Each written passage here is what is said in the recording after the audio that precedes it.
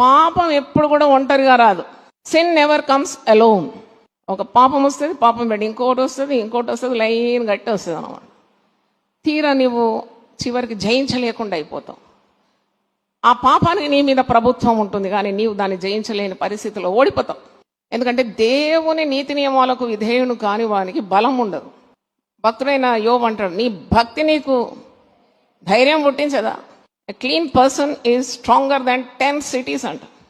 ఈ ప్రసంగం ఎవరు చేయరండి, మరి ఎన్నెన్నో అవకతవకలు లైఫ్లో ఉంటుంది, ఎలా చెప్పాలని. కానీ నేను అంటున్నా, అవకతవకలన్నీ సరి చేసుకొని చెప్పాలి. మరి ఇప్పుడు నువ్వు చెప్పేది ఏంటి?